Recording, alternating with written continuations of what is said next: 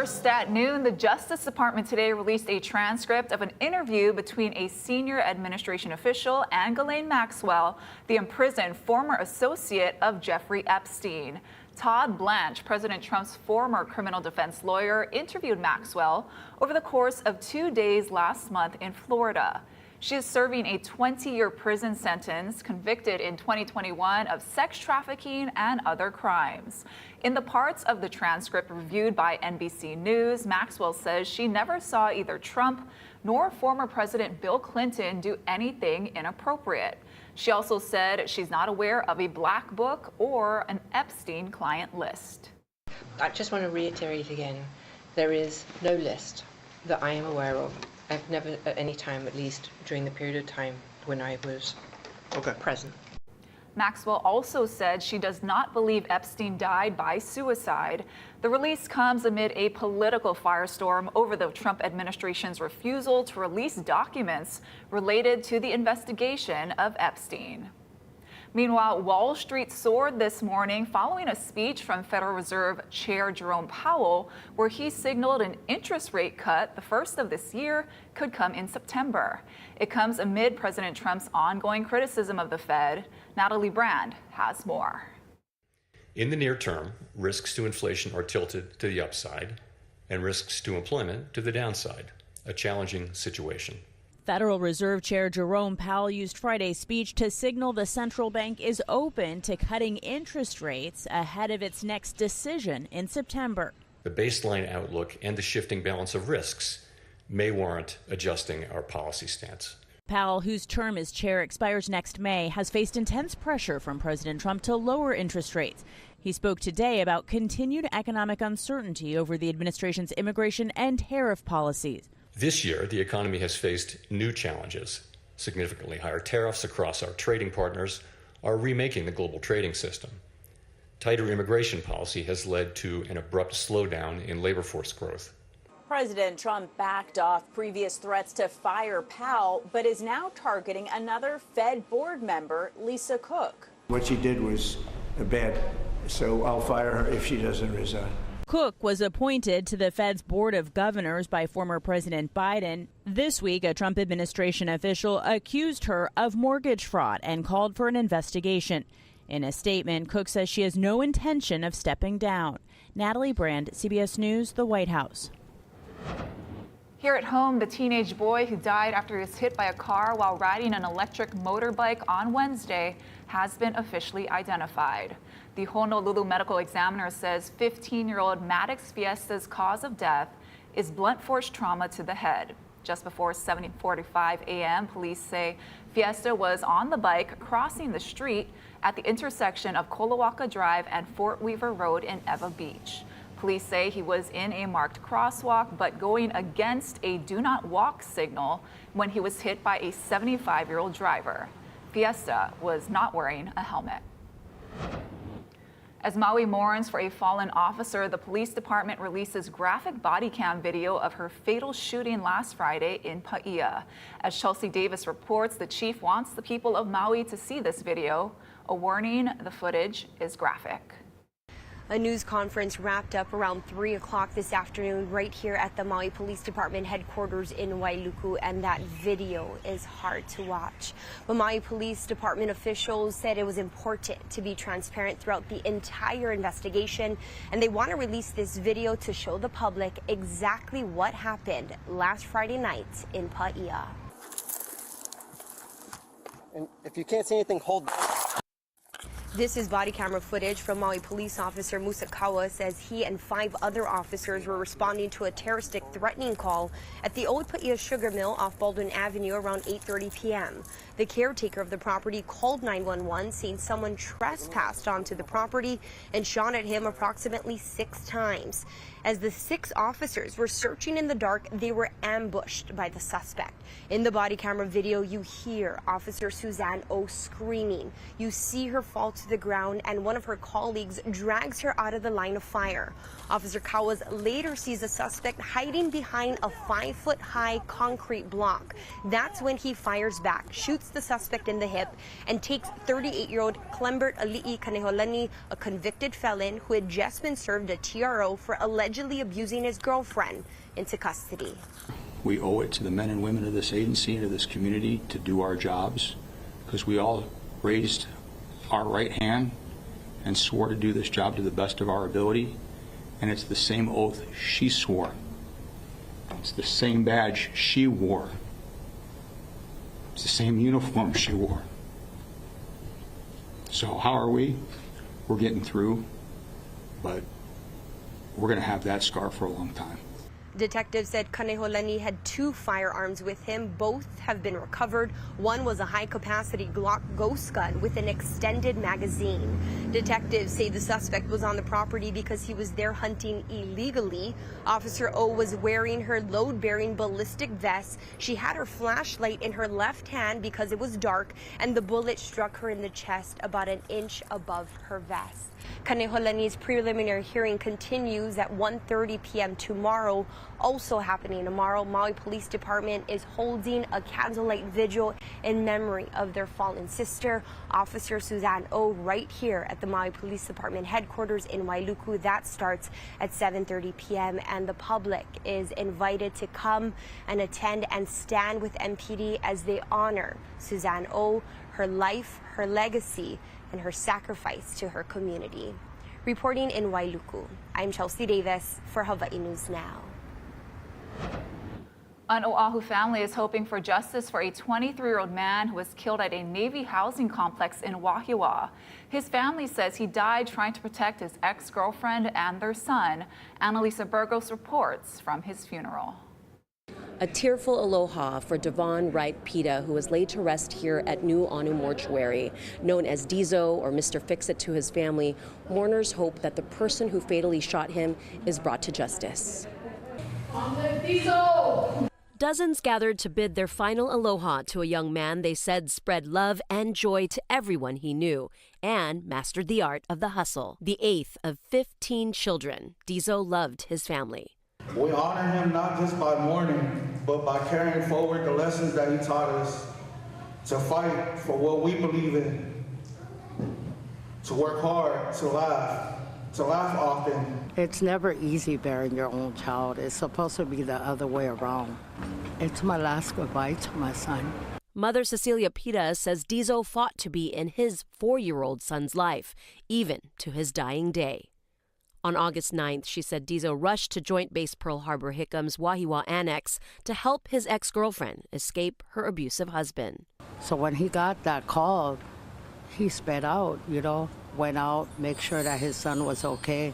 It didn't happen. JBPHH officials say Dizo was shot at around 5:45 p.m. in the housing area by a suspect who was assigned to the 25th Infantry Division Sustainment Brigade, where he remains. Dizo loved his son. Sometimes we gotta put our pride aside and give these fathers their kids. This is what happens. Tragedy happened. If I had anything to tell Ozzy, is that your dad will always love you. Reporting in Nu'uanu, Annalisa Burgos, Hawaii News Now. The Honolulu Police Commission still hasn't hired a search firm to find the next chief, and at this point, that person won't be named until next spring at the earliest. Interim Chief Roddy Vanek has been in charge since the end of July when Chief Joe Logan retired. Yesterday, the City Council's Public Safety Commission considered a resolution that would encourage the Police Commission to include significant input from police officers and staff in the search process. The goal is to improve morale and recruiting. Not only just like with the vacancies, but their safety, their mental health. We need a leader, and we need somebody that's going to advocate for them. And up until now, they've had almost zero say in who their leader will be. They've been forced to work past bad decision after bad decision when it comes to hiring the chief. There's a keen sense of urgency here to get this one right. That we've had a couple of challenging situations with the last 3 chiefs. The commission says because of procurement laws, hiring a search firm will take until November, and a final decision won't come until at least March. To the latest on that Kunia wildfire that's been burning now since Tuesday. Crews made progress yesterday, and it was last checked at 75% contained. It has scorched about 600 acres so far. 30 more state firefighters and 2 Army helicopters have joined the effort in the Mauka areas. Police have opened 2 arson cases now, tied to a string of 7 fires in that area. HPD is seeking the public's assistance regarding all of the fires. Anyone with information is asked to call Crime Stoppers. New at noon, Governor Green has named his advisory council that will provide guidance on what funds collected by the state's new green fee should be spent on. The money comes from a 0.75% increase in the transient accommodations tax for hotels, vacation rentals, and cruise ships, and is projected to generate about $100 million a year for climate resilience and sustainable tourism projects.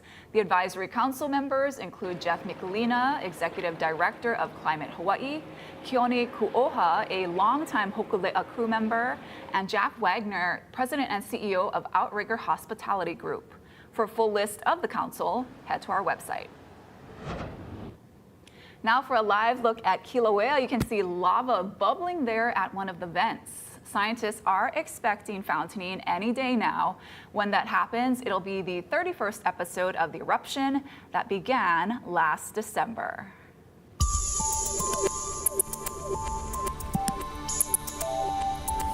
And luckily we have breezy trade winds which should help keep a majority of the fog away from the island chain, but lighter winds overnight might allow some of the fog to actually creep up towards Oahu and Kauai as we're going forward into Sunday. But overall, most of the fog really just impacting the Kona coast of the Big Island and areas just downwind of Hawaii Volcanoes National Park. That's a quick look at our exclusive fog forecast. You can see our winds outside right now, pretty much breezy and out of the east-northeast. Typical trade winds out there around 22 miles per hour in town, 18 miles per hour over in Kahului, and around 9 miles per hour in Hilo. We've had some pretty strong wind gusts over the last 24 hours. I'll give you a full breakdown of our full forecast coming up. Thank you, Drew. A tribute concert in Waikiki to honor the late island music legend Fiji quickly sold out this morning. Tickets for the Waikiki Shell and Kapi'olani Park went on sale online today at 10 a.m. Tickets are free, but there is a $5 processing fee. The Ahuiho event on September 13th will feature live performances from more than 20 artists, including J. Boog, Common Kings, Maoli, and The Green. FBI agents raid the home of one of President Trump's former top officials. I'm Erica Brown from the White House with more on the investigation. Also ahead on This Is Now, Lyle Menendez faces a parole board today, a day after his brother Eric's request to get out of prison is denied. That story in 2 minutes.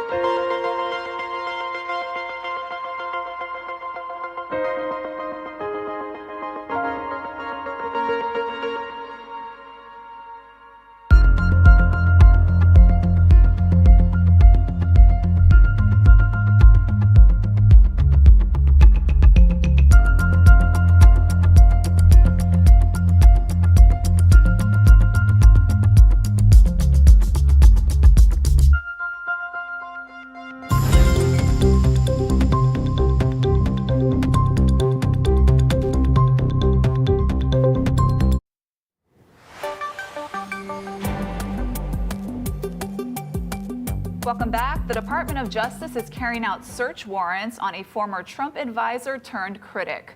Erica Brown has more from the White House. FBI agents searched the Maryland home of former National Security Advisor John Bolton, who served in President Trump's first term. Agents also searched his Washington, D.C. office, and hours later were seen carrying items out the back door. CBS News has learned the search was related in part to a classified documents investigation. He's not a smart guy, but he could be a very unpatriotic guy. I mean, we're going to find out. The first Trump administration accused Bolton of divulging classified information in his 2020 memoir titled The Room Where It Happened. The Justice Department sued to block the publishing of the book, but the Biden administration dropped the case. Vice President J.D. Vance told NBC's Meet the Press with Kristen Welker the investigation was not retribution. Unlike the Biden DOJ and the Biden FBI, our law enforcement agencies are going to be driven by law and not by politics. And so if we think that Ambassador Bolton has committed a crime, of course, eventually prosecutions will come. FBI Director Kash Patel said on social media FBI agents were on a mission, and Attorney General Pam Bondi responded saying America's safety isn't negotiable. Justice will be pursued always.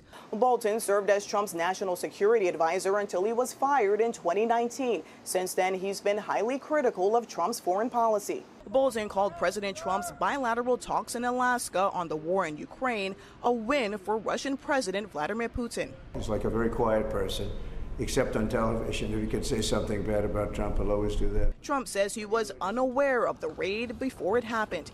Erica Brown, CBS News, the White House. Today, Lyle Menendez will argue his case for parole 30 years after he and his brother Eric were sentenced for killing their parents. Now, the hearing comes one day after a California board denied Eric's request to get out of prison. Jared Hill has the latest. Staring at a computer, Eric Menendez denied parole by a California board late Thursday. Today, his older brother Lyle gets his turn to argue for freedom. We received a call on our 911 emergency line from the residents. In 1996, the brothers were convicted of killing their parents with a shotgun in their Beverly Hills home 7 years before. At the time of the murders, Lyle was 21, Eric 18. They've spent the last 30 years in prison, but after recent intense public attention and discussion of new evidence of abuse, the parole hearings opened a possible pathway to freedom. The Los Angeles District Attorney is against their release, saying earlier this year that the brothers haven't taken full responsibility for their crime. If and when they do come fully clean, I believe that the parole board should very well consider them as eligible for parole. Some of the brothers' relatives have backed their push for parole, saying they've shown remorse and a commitment to rehabilitation. A cousin, after a judge reduced their sentence in May, making them eligible for parole. They chose to live their lives with clarity and a purpose of service that the judge was impressed by. Governor Gavin Newsom, who'd make the final decision on Lyle's release, says it'll be based on the facts. I have not watched anything that has come out on the Menendez brothers, and I very intentionally avoided that in expectation and anticipation that this might land on my desk. The brothers have tried to demonstrate their rehabilitation in different ways, which could affect the board's decision. Jared Hill, CBS News. And stick around. Coming up after the break, your full First Alert forecast. We had some beautiful sunsets last evening, and the details on your 7-day forecast coming up.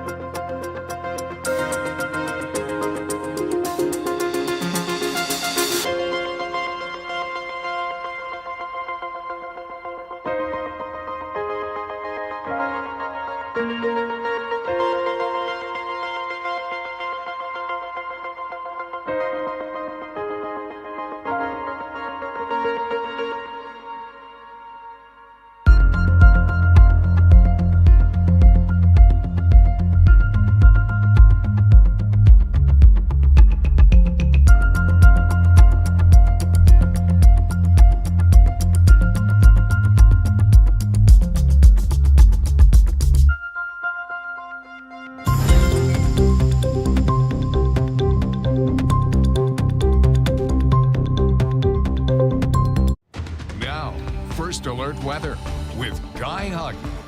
Well, surprise, I'm not Guy. Guy works sunrise.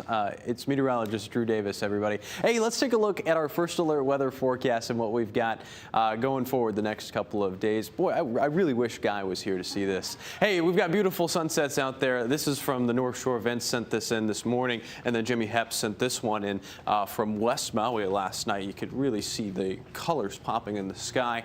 And then here's just a quick look at what we're tracking out there. We've got moderate to locally breezy trades, some windward and Mauka showers, and some minor coastal flooding. Of course, a quick look at our hour-by-hour forecast out there. Temperatures right now around 88 degrees, easterly winds around 22 miles per hour, and expanding this out throughout the rest of this evening. A little bit breezy this afternoon, some sustained winds closer to 20 miles per hour, and then we're going to be seeing temperatures get down to the upper 70s for lows tonight. We do have a coastal flood statement up across the entirety of the state. This is for all low-lying areas, minor coastal flooding for high tides each afternoon.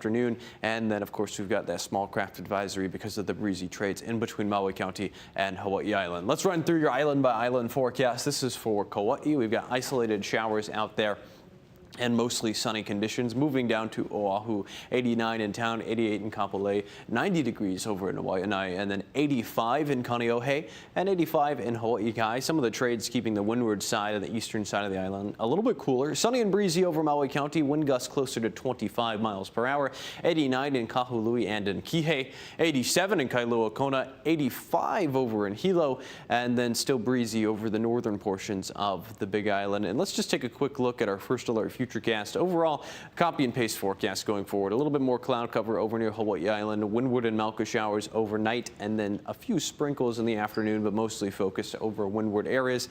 That's going to continue as we go into the weekend. Our surf and shoreline forecast, you can see, really not seeing much of a change. We did have that small south pulse, but as we're going into this afternoon, south-facing shores continue to be around 2 to 4 feet. And let's take a quick glimpse at your 7-day forecast. Mahalo to Bill for sending that in. Lots of sunshine going forward and breezy trades as we go into next week. And of course, forecasters across the globe have been watching very closely Hurricane Aaron out there just off the East Coast. Aaron Gilchrist has more from North Carolina. Conditions here in the Outer Banks are expected to start improving slowly today, but we're not there just yet. As you look out into the ocean, you can see we are still seeing massive waves coming in here. The expectation is that there could be 4 to 8 foot waves along the Outer Banks throughout the day today, as they're in a sort of recovery mode here, but these waves are still crashing well up onto the beach. The rip current threat is still very real here. There's a coastal flood warning that still is in place until into the evening hours here, and so people are being told stay out of the water, don't get too close to the water. The flooding in Hatteras Island is still significant at this point. We know that the hope is that crews would be able to get onto the island today to really get a lay of the land, to see how bad the flooding is and the pushing of the dune sand onto the roadway, to see how bad that is, because they hope to get the road back open. And folks who dealt with flooding in their homes on the island are going to have to see just how much damage they have as well. Now back to you. Still to come, a popular restaurant chain will start delivering food with drones. That story in 2 minutes.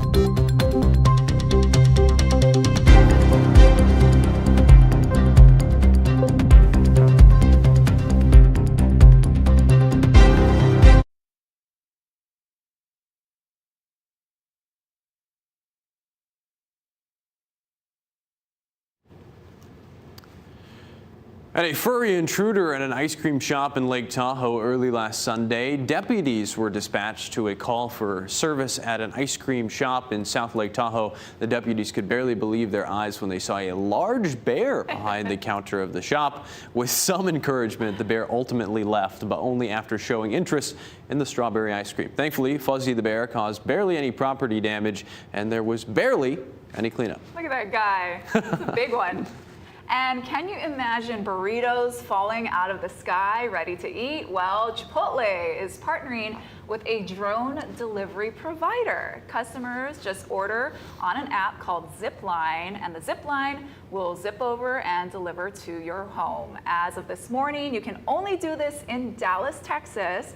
Other cities will be added over the coming weeks. I'm gonna have to try this out the next time I go home. Yeah, and we just need a Chipotle in Hawaii. I can't believe we don't have one.